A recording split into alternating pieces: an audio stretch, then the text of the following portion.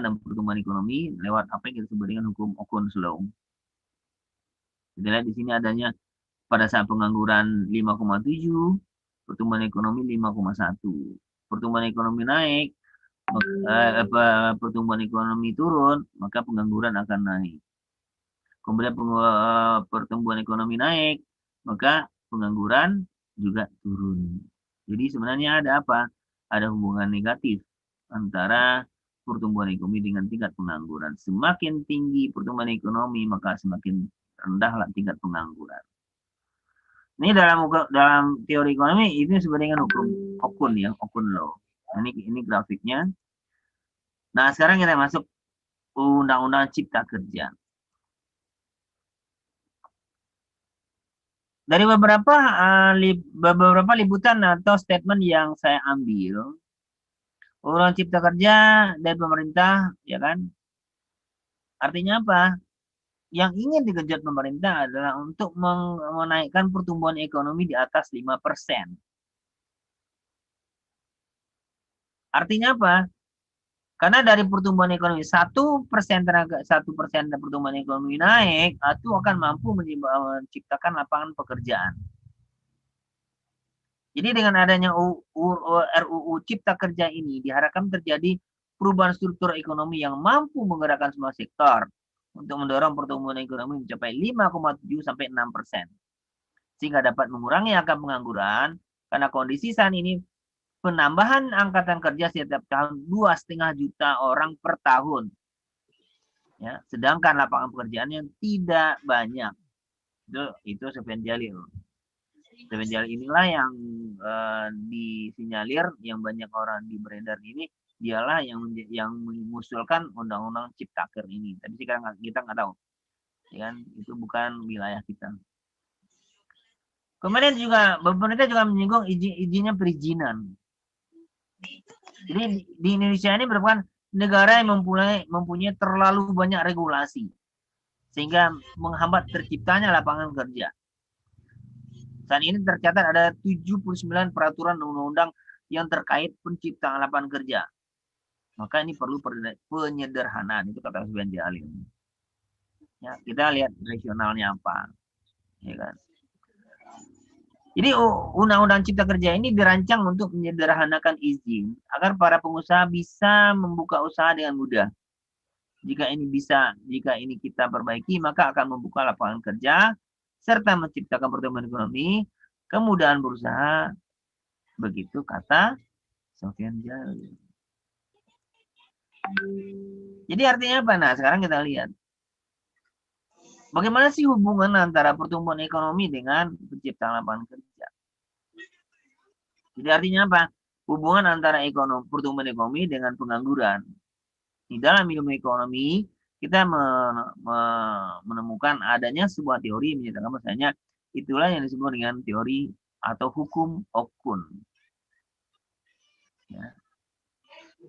Hukum Okun ini adalah adanya hubungan antara pertumbuhan ekonomi dengan tingkat pengangguran. Pada saat pertumbuhan ekonomi naik, maka pengangguran akan turun. Slope-nya negatif, hubungannya negatif. Nah, seberapa jauh ini bisa hasil penelitian yang dilakukan. Latar belakang saya adalah, ya, salah satu masalah pokok dari bangsa negara Indonesia adalah masalah pengangguran. Pengangguran yang tinggi berdampak langsung atau tidak langsung terhadap kemiskinan, kriminalitas, dan masalah sosial politik yang juga semakin meningkat. Di satu sisi jumlah angkatan kerja meningkat, ya, dampaknya pasti akan berdampaknya krisis berkepanjangan. Pengangguran terjadi disebabkan jumlah lapangan kerja, itu pasti kita tahu. Ya, fenomena pengangguran juga berkaitan dengan terjadinya pemutusan hubungan kerja. Itu latar belakang. Tujuannya adalah bagaimana pengaruh pengangguran terhadap pertumbuhan ekonomi dan bagaimana cara mengurai pengangguran dan apa penyebab pengangguran. Itu tujuan rumusan masalah. Tujuan penelitian adalah untuk menganalisis pengaruh pengangguran terhadap pertumbuhan ekonomi Indonesia, membandingkan jumlah pengangguran dengan pertumbuhan ekonomi Indonesia. Teorinya adalah Okun dalam Samuelson bahwa untuk setiap 2% kemerosotan GNP dari GNP potensial, maka tingkat pengangguran akan melonjak 1%. Jadi apabila GNP semula 100% dari potensi dan kemudian menjadi 98%, maka tingkat pengangguran melonjak dari 6 sampai 7%.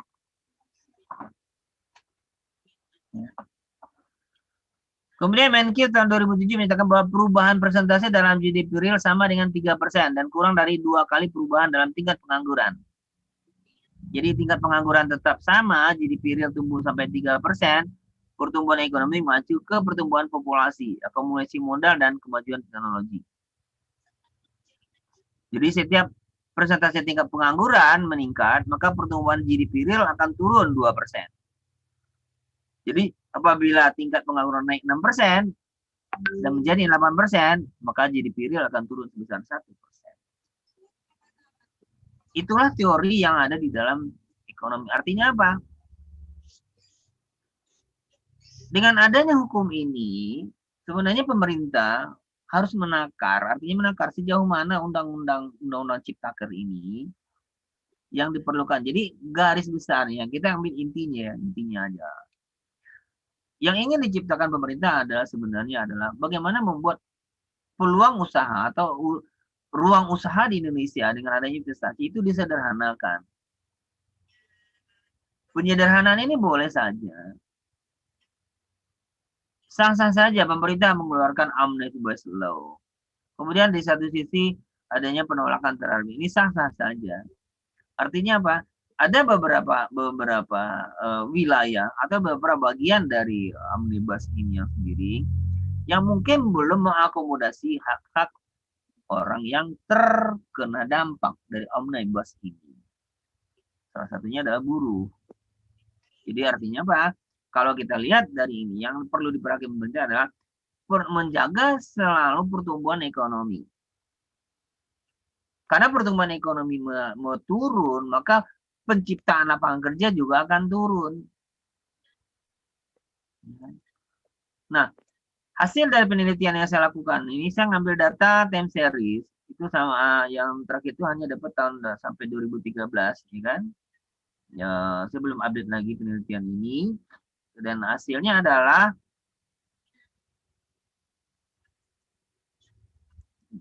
bentar.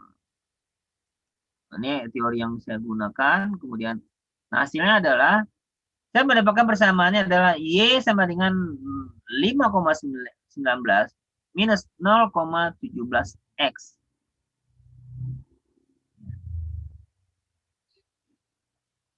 Jadi artinya apa? Hasil regresi tingkat pengangguran terhadap pertumbuhan output. Artinya adalah kalau dengan persamaan ini, kalau seandainya terjadi kenaikan di pertumbuhan output sebesar 1%, ya, itu akan menurunkan pertumbuhan ekonomi sebesar 0,611%.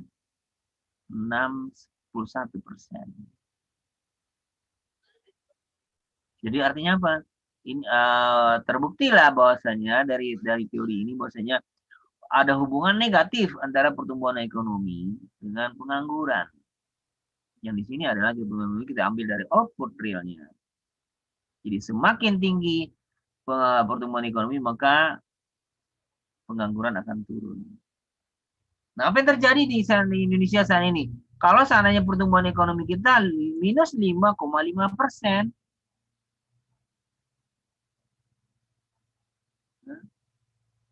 ini sesuatu yang mengkhawatirkan kita. Ini juga didukung oleh apa yang dikemukakan oleh implikasinya adalah Nur Jatun pernah menyatakan bahwa saya jumlah angkatan kerja sebesar 2,5 juta orang muncul setiap tahun tidak akan terserap, bahkan separuhnya dengan pertumbuhan ekonomi hanya sebesar 3%. Jadi hanya dengan sebesar 3% saja pertumbuhan pengangguran sebesar 2,5 juta orang per tahun itu tidak akan terserap. Minimal pertumbuhan ekonomi itu menurut Nur Jatun adalah 7%.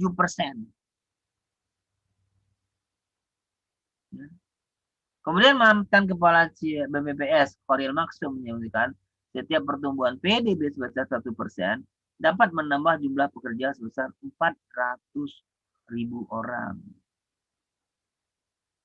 Jadi kalau pada tahun 2005 jumlah angkatan kerja baru sampai 2 juta orang, maka pertumbuhan ekonomi sebesar 5% pada 2005 seharusnya mampu menyerap angkatan kerja berdasarkan perkiraan Durul Jatun dan Khalil. Jadi di sini terlihat hasil penelitian yang saya lakukan, ya kan, walaupun masih saya lakukan 2 tahun yang lalu, ya kan, tapi masih update dalam konsep teoritiknya. Pertumbuhan ekonomi akan menjadi kunci di dalam penciptaan lapangan kerja. Ya. Penciptaan lapangan kerja akan berhubungan dengan pengangguran. Jadi dengan adanya regulasi kemudahan investasi akan menyebabkan banyaknya investasi yang masuk ke sini, akan menimbulkan pertumbuhan ekonomi, itu akan menimbulkan pengangguran. Kuncinya di situ. Apakah nanti akan Omnibus Law ini atau UU Ciptaker ini mampu mengurangi pengangguran? Kita akan lihat seberapa jauh asumsi-asumsi yang dipakai, kemudian kondisi kondusif yang terjadi baik internal dan eksternal dalam negeri bisa mengawal ini. Tapi yang jadi pertanyaan kita adalah undang-undang ini sudah lahir dengan cacat. Cacat dalam artian apa? Sudah didemo oleh sebanyak orang, tapi dalam artian adanya satu pemaksaan. Kita nggak tahu juga, makanya saya nggak mau masuk ke wilayah politik, mana undang-undang ini ditolak oleh semua lapisan masyarakat. Jadi kuncinya berdasarkan penelitian saya adalah pertumbuhan ekonomi hanya bisa terjadi dengan adanya pertumbuhan investasi, dan investasi hanya bisa investasi akan menumbuhkan meningkatkan income masyarakat atau permintaan domestik akan naik. Nah, disitulah pengangguran akan bisa kita kurangi. Saya rasa itu presentasi saya, dan mudah-mudahan bermanfaat dan kita buka ruang untuk diskusi. Terima kasih banyak dari saya. Assalamualaikum warahmatullahi wabarakatuh. Bu Yuni.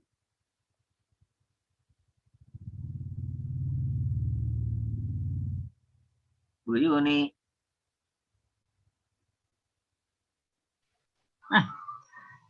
Waalaikumsalam warahmatullahi wabarakatuh, Pak Henry. Ya, Bu. Ya. Ya.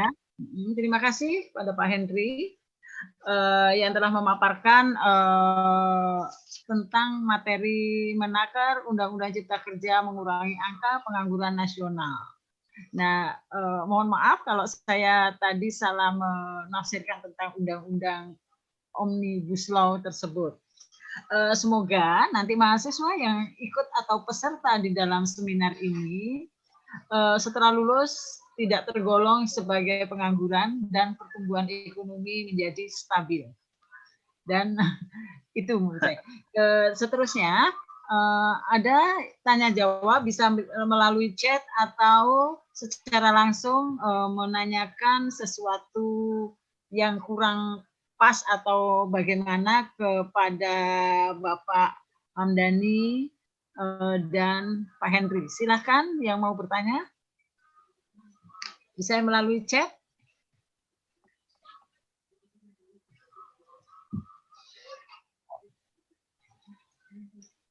Atau tanya?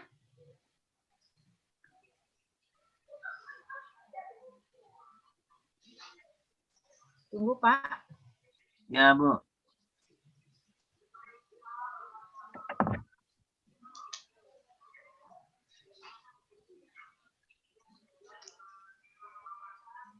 Nanti materi akan kami share di grup ini, dan bagi adik-adik mahasiswa, anak-anakku yang membutuhkan sertifikat bisa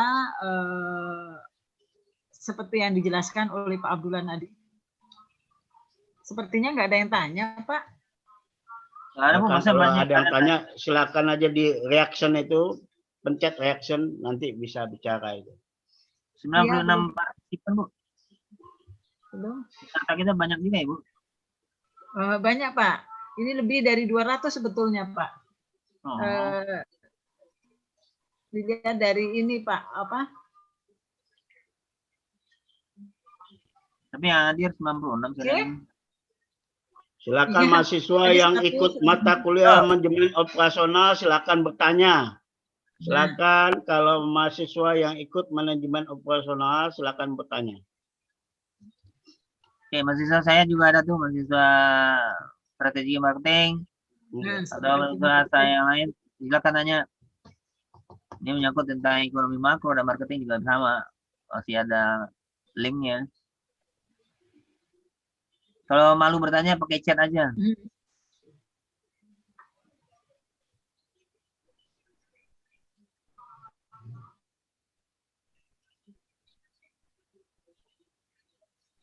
Silakan peserta Oke, yang lain selain mahasiswa juga boleh. Universitas Pramita Indonesia. Angkat tangan siapa tuh? Silakan. Mana? Yang kami Baik, banggakan selanjutnya adalah acara penutup, langsung kita tutup aja. Ibu sebentar Ibu. Ada Ada yang yang nanya, nanya Ibu. Ada Otto yang nanya. Bustani. Bapak Otto ya? ya Ya. betul Pak. Terima Ya, kasih. monggo. Ya, Monggo, Pak. baik. Monggo, Pak. Persilakan. Baik, terima kasih atas kesempatannya. Kebetulan saya juga mahasiswa S3 Pak di UPI, kebetulan masih dalam proses. Dan saya juga kebetulan staf pengajar juga kebetulan Bapak. Terima kasih Pak Henry. Ya. Pertanyaan saya sebenarnya bukan pertanyaan ya Pak, lebih kepada menanggapi dari apa paparan. Saya tertarik dan tadi dengan pertama sebenarnya ada dua pertanyaan untuk tadi yang Bapak pembicara dengan Pak Henry dengan tadi Pak Ahmdani ya. Itu terkait dengan pertama saya mau merespon dulu Pak kalau izin tentang terkait Omnibus Law Pak. Saya sebetulnya jujur tidak dapat memberikan respon lebih jauh karena memang saya mencari di internet untuk draft, membacanya saja saya tidak ketemu. Jadi memang yang menjadi kelemahan ini menurut saya sebetulnya sebetulnya kita belum tahu persis apa sih sebenarnya isinya. Itu menjadi masalah. Karena saya pun tidak dapat mencarinya atau link atau aksesnya itu tidak mendapatkan. Nah, itu menjadi masalah sebenarnya kalau kita sempat membaca apa isinya lalu kita kaji dengan kajian ilmiahnya, nah barulah mungkin barangkali saya bisa mengetahui sebenarnya apakah ini bermanfaat ya, terutama bagi tenaga kerja, seberapa banyak bermanfaat, seberapa banyak tidak bermanfaat. Sebenarnya saya responnya seperti itu terkait dengan Omnibus Law Pak. Jadi saya tidak mengatakan pro atau kontra, tapi karena belum bisa saya katakan pro atau kontra terhadap aturan itu karena saya sendiri pun kalau saya berprinsip bahwa apa yang saya komentari bahwa saya harus ngerti dulu. Kalau tidak, maka saya juga malu juga. Ketakutan salah dalam berkomentar. Nah, itulah sebenarnya alasan saya. Makanya Omnibus ini masih abu-abu bagi saya karena saya tidak membaca. Nah, lain dengan misalnya saya ingin mencari data tentang pertumbuhan ekonomi, semua terpapar dalam internet. Saya bisa cari, saya bisa pelajari kepada mahasiswa saya gitu. Tapi untuk Omnibus Law ini saya tidak bisa. Itu komentar saya Pak untuk tentang Omnibus Law. Nah, ini juga terkait dengan yang satu lagi terkait dengan tadi pemaparan dengan network planning. Nah, kebetulan saya juga sangat senang itu karena saya mengajar riset operasi juga kebetulan dan saya memasukkan itu dalam poin pelajaran saya dan memang saya pelajari saya ajarkan kepada mahasiswa. Namun mungkin ini agak menarik saya sebab saya ingin mungkin pengembangan dari network planning tadi yang diajarkan tadi terkait dengan critical path dan sebagainya itu mungkin kita nanti bisa memanifestasikan ke dalam bentuk real. Tadi kebetulan Bapak sudah membuat penelitiannya. Saya sangat senang karena jarang sekali saya menemukan yang meneliti di bidang ini terus karena saya belum ketemu.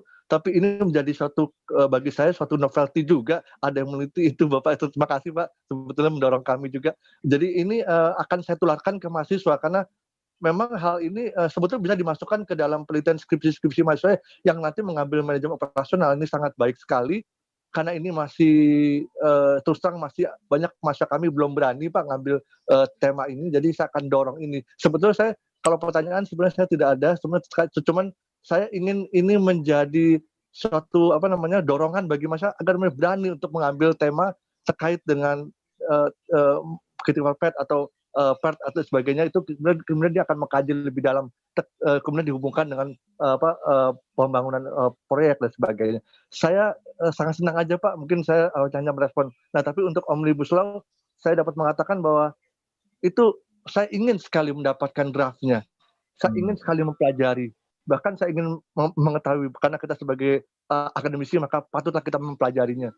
Nah hanya sayangnya aksesibilitasnya saya tidak dapat, itu membuat saya sedih sebetulnya. Itu saja, saya tidak pro atau kontra Pak. Terima kasih Pak, itu saja komentar saya Pak. Terima kasih. Assalamualaikum warahmatullahi wabarakatuh Pak. Waalaikumsalam. Warahmatullahi wabarakatuh. Oke Pak Bustani, Pak Oto, terima kasih banyak atas masukannya. Sama Pak, artinya apa? Kita sebagai akademisi sampai saat ini saya tidak mendapatkan draftnya. Saya kemana-mana dan coba cari, nggak dapat. Saya juga ada teman dari wartawan, anak Kompas, juga ada beberapa, belum ketemu. Artinya apa? Kita menemukan adanya draft yang tentang undang-undang ini. Nah, kalaupun jadi kontroversi, yang kita baca, yang kita lihat di ruang publik itu adalah bagaimana adanya penolakan, ya kan? Kemudian adanya analisis yang menyatakan, wah itu hoax, itu hoax. Sementara kita sendiri nggak tahu apakah itu hoax atau enggak gitu Pak. Iya itu betul Pak. Terima kasih Pak. Iya betul.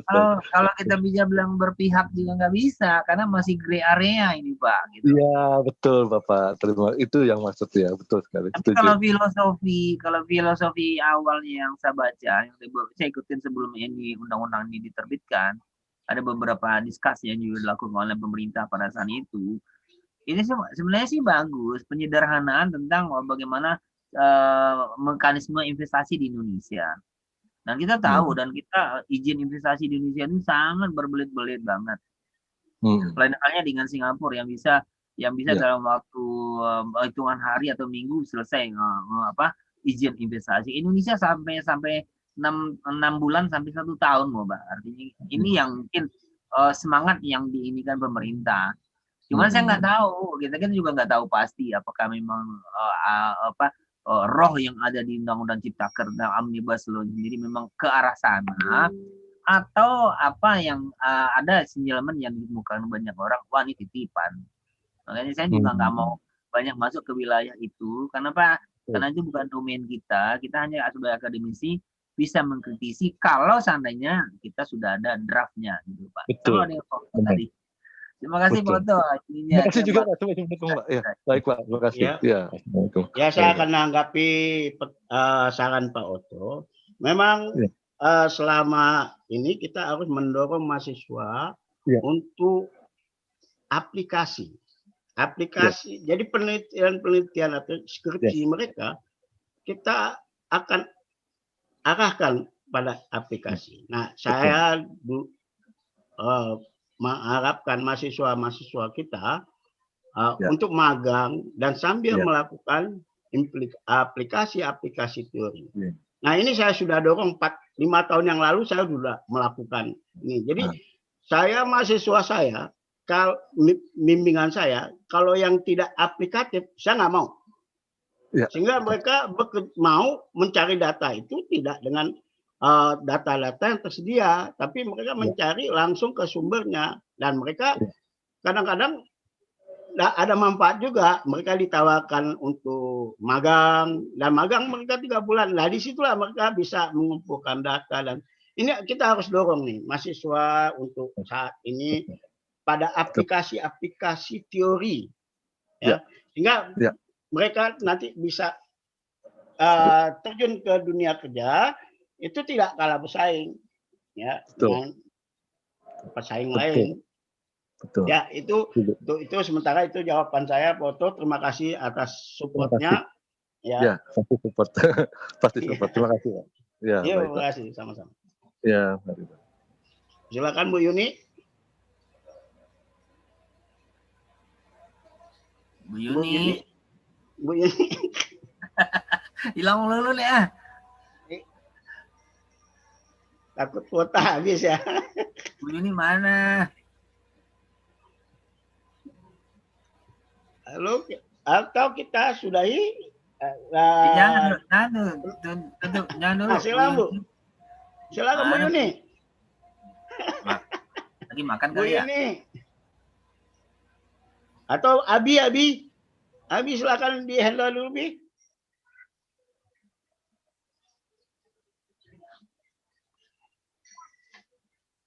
Nah, Abi juga nggak ada. Mana Abi juga nggak ada, Bu ini juga nggak ada.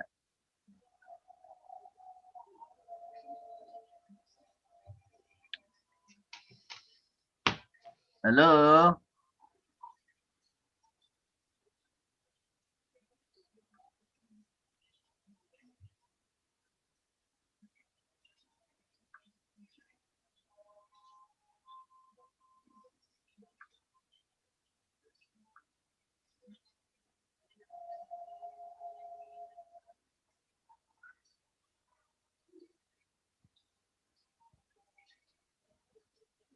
Halo, Bu Yuni.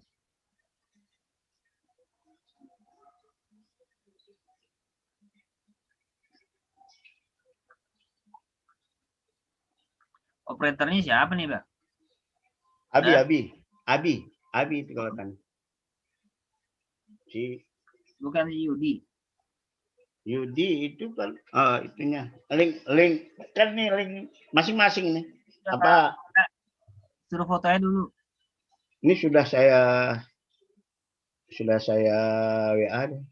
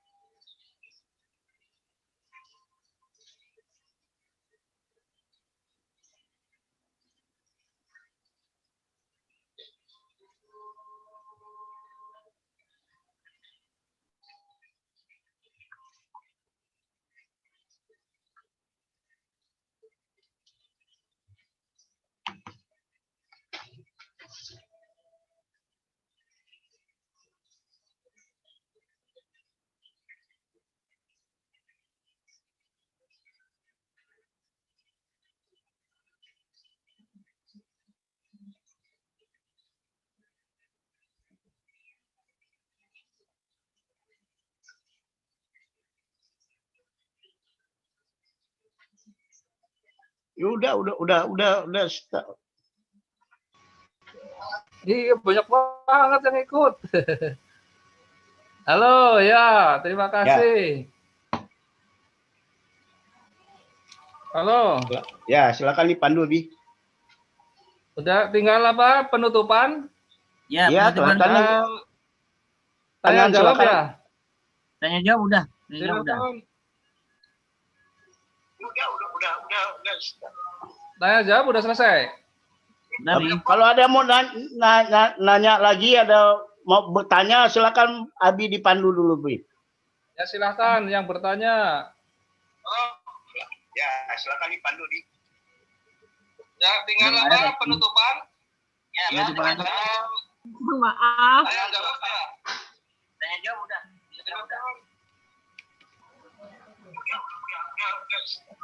Tanya jawab udah selesai.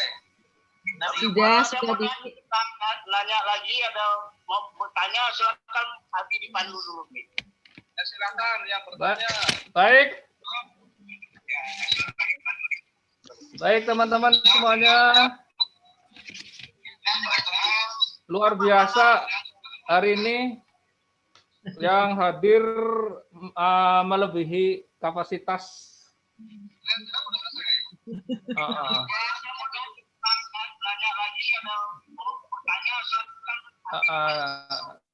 Silahkan kalau ada yang masih tanya. Oh, ada yang tanya. Masih ada yang tanya ini Pak Henry. Assalamualaikum. Ya, masih ada yang bertanya dari Asep Dani Al Indra. Ya. Ya, Assalamualaikum warahmatullahi wabarakatuh. Saya Dani dari UPIAI. Saya ingin bertanya, bukankah Presiden tidak dapat Presiden dapat tidak setujui suatu rancangan undang-undang dengan tidak menandatanganinya. Terima kasih. Bagaimana Pak Henry? Oke, terima kasih Dani dari Mas Dani atau Bapak Dani dari UPIAI. Benar sih, artinya apa? Undang-undang itu tidak akan bisa dijalankan atau tidak disahkan kalau Presiden belum menandatangani draft undang-undang tersebut. Pada saat Presiden sudah menandatangani undang-undang tersebut, maka undang-undang itu resmi menjadi undang-undang. Nah, RUU itu menjadi undang-undang. Tapi pertanyaan sekarang adalah Presiden tetap kekeh. Dia akan tetap menandatangani undang-undang itu dan kita bagi yang berseberangan dengan undang-undang itu silakan untuk mengambil langkah untuk ke Mahkamah Konstitusi. Ya kan, ya ini perkembangan terakhir yang kita lihat gitu. Kemudian ada lagi usul yang menyatakan pemerintah harus membuat perpu. Ya, perpu untuk menyatakan bahwasanya itu ditunda atau dibatalkan. Nah, sampai saat ini kan masih tarik ulur. Dan apa yang saya Pak Oto tadi bilang, sampai saat ini kita tidak mendapatkan draftnya. Saya sampai saat ini masih hunting loh mencari draft UU Cipta Kerja itu, tapi sama nggak dapat. Tapi ada beberapa wartawan, teman-teman wartawan saya juga ini kan, mereka juga nggak dapat. Artinya apa? Ini masih dalam oleh abu-abu. Kita sebagai akademisi mengkritisinya seperti apa? Nggak bisa, karena kita nggak lihat barangnya kok. Hanya yang terjadi di ruang publik adalah komunikasi menyatakan itu hoax, kemudian penolakan segala macam. Oke, saya rasa itu aja Nani. Bisa pemerintah, tapi akan malu lah rasanya pemerintah atau Pak Jokowi tidak menandatangani RUU itu. Kenapa? Karena udah diserahkan draftnya ke DPR udah setuju, dia tidak tanda tangan. Dan salah satunya cuma dengan perpu. Oke, saya rasa itu Mas Dani atau Pak Dani jawaban saya. Terima kasih banyak.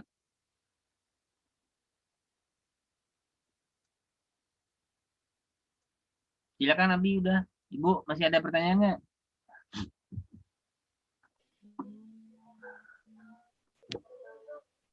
Bu Yuni udah tuh Bu. Oh iya, sepertinya sudah tidak ada yang bertanya lagi. Abi, baik.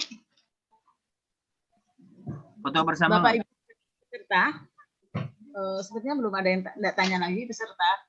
Yang kami banggakan selanjutnya adalah acara penutup yang akan disampaikan oleh Bapak Ketua LPPM FEB UPIAI, Bapak Dr. Abdullah Muksin. Dipersilahkan. Silakan Abi. Baik, terima kasih. Luar biasa acaranya.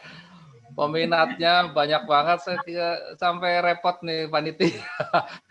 Akhirnya buka Zoom 2, terus pakai YouTube. Wah, jadi ada tiga channel nih. Kita kerahkan semuanya. Alhamdulillah antusias sekali, yang daftar juga banyak sekali. Kalau kita lihat peserta yang sudah daftar itu jumlah 191, Pak. 191. Itu yang mohon maaf, Zoom ini kapasitasnya 100. Itu. Jadi otomatis kita agak kelabakan tadi, akhirnya buat Zoom baru dengan menyorot layar yang ada di laptop. Kemudian ditambah lagi YouTube streaming. YouTube streaming itu baru setengah jam yang lalu bisa jadi. Ini luar biasa nih seminar ilmiah online pertama ini. Sehingga kerepotan. Kerepotan luar biasa. Alhamdulillah tapi ya berjalan dengan lancar, diskusinya juga luar biasa. Mudah-mudahan seminar bulanan ini akan terus berlangsung minggu depan. Topiknya juga luar biasa ya, kaitannya nanti dengan metode penelitian yang berfokus kepada SEM dan sebagainya ya. Mungkin dan ada keuangan syariah ya, keuangan syariah. Mudah-mudahan bulan depan lebih ramai lagi, nanti akan saya fasilitasi Zoom yang lebih banyak pesertanya seatnya. Karena mengingat kemarin hari Sabtu itu hanya di bawah 100, maka saya under optimis kali ini mungkin di bawah 100 juga gitu. Jadi kita sediakan yang itu. Ternyata luar biasa yang daftar sehingga kebingungan kita. Tapi alhamdulillah bisa. Kajian ilmiah yang hari ini sudah dibahas tuntas oleh kedua belah narasumber ya, yang memang lagi hangat dibicarakan lah oleh masyarakat ya, dan besok juga mau demo nih Pak Henry. Besok juga mau demo kaitannya dengan undang-undang cipta kerja ini yang belum selesai dampaknya. Mudah-mudahan dengan kajian ini bisa menambah wawasan, kesadaran kita yang dalam dunia akademik untuk lebih concern, fokus lagi memberikan gagasan-gagasan secara ilmiah kepada masyarakat dan pemerintah terutama untuk meluruskan atau memberikan kontribusi lah paling tidak, sehingga ada satu masukan-masukan yang bermanfaat untuk perbaikan-perbaikan jalannya ekonomi, pemerintah, politik, dan sebagainya. Terima kasih sekali lagi kepada Pak Amdani, SMM, yang juga luar biasa bagaimana dalam praktek bisnis ya, dalam usaha maupun terutama di properti ya, untuk menghitung ya seberapa efisien kinerja satu usaha sehingga bisa memberikan keuntungan yang maksimal dan bisa terkontrol dengan baik. Demikian juga dari Pak Henry yang tidak bosan-bosannya selalu aktif di dalam kajian ilmiah. Mudah-mudahan bermanfaat dan bisa menambah nilai guna bagi kita semuanya. Pada host, pada yang selalu setia untuk memandu jalannya acara, kemudian pada pimpinan Wadek 1 Dr. Insinyur Yudisen yang telah membuka acara seminar perdana ini yang alhamdulillah berjalan dengan lancar. Dan mohon maaf sekali lagi dari kami penyelenggara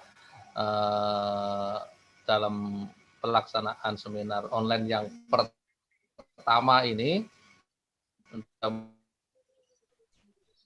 siapan bulan depan yang lebih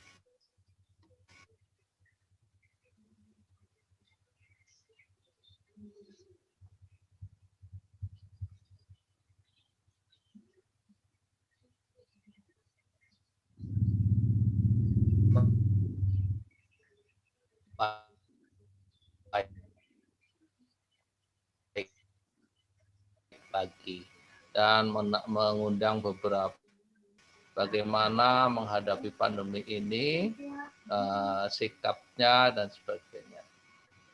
Saya kira itu dari Abi.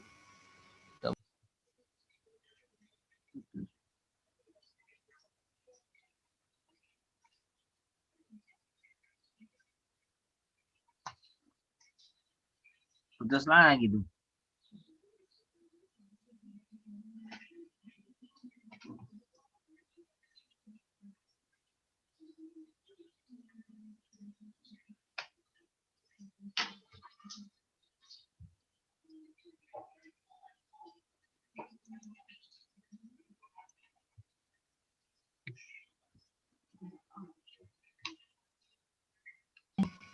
Pertemuan selanjutnya bisa berjalan lebih lancar dari hari ini. Insya Allah setiap minggu, tiap hari Sabtu ada acara seminar online yang untuk khusus seminar ilmiah itu setiap bulan sekali. Nah, mudah-mudahan juga bisa berjalan dengan baik. Terima kasih semuanya kepada teman-teman.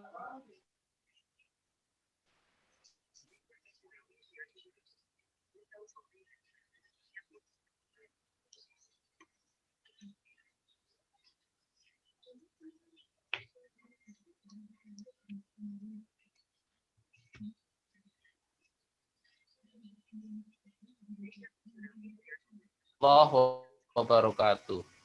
Waalaikumsalam. Terima kasih pada Bapak Abdul Muhsin. Peserta webinar, mudah-mudahan ilmu yang diperoleh dapat menambah wawasan kita dan bermanfaat bagi kita semua. Amin. Acara selanjutnya, FEB UPIAI bekerjasama dengan beberapa PTS lain mengadakan seminar bertema strategi marketing dalam masa pandemik 2019 yang akan dilaksanakan khusus tanggal 31, nanti akan saya share ke grup, dan juga ada 2 sesi acara, mungkin yang untuk yang sudah di Abi katakan tadi. Untuk selanjutnya sesi foto, Bi. Mohon Pak Hendri itu ditutup itunya. Ininya mohon ditutup, nanti Pak. Share-nya. Biar Share-nya foto apa? bersama.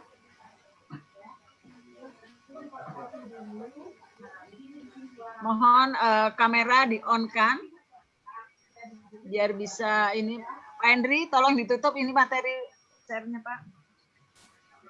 Materi udah ada di grup, materi nanti udah dikirim ke grup. Nah, mohon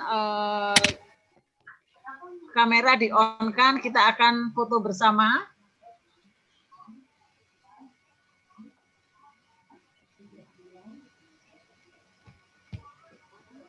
Sudah siap? Untuk slide pertama, 1, 2, 3, pose, silahkan. Bentar. Ulangi lagi.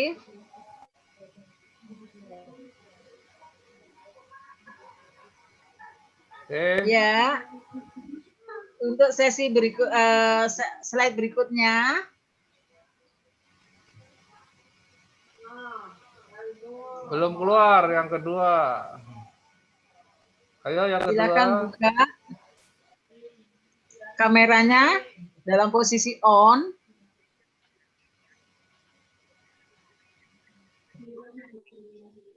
Dah.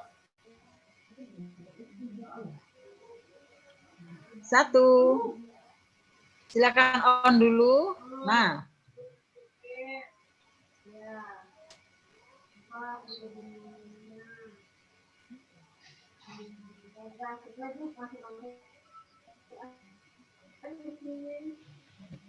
Dah.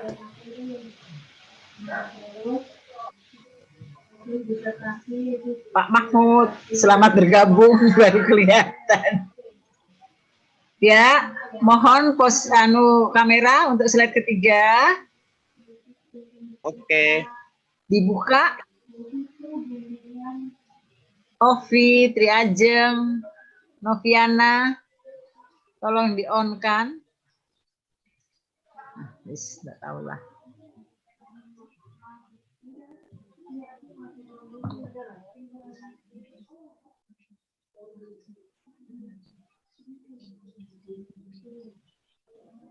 Ya, terima kasih atas peran serta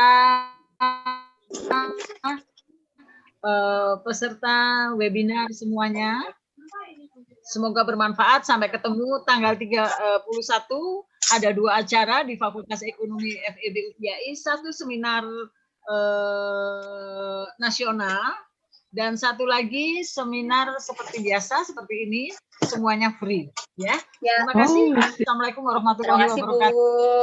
Waalaikumsalam warahmatullahi wabarakatuh. Terima kasih Bapak Ibu. Materi ya. Materi nanti di-share ya. Materi mohon di-share. Iya, Udah. dulu, terima Udah kasih. cukup.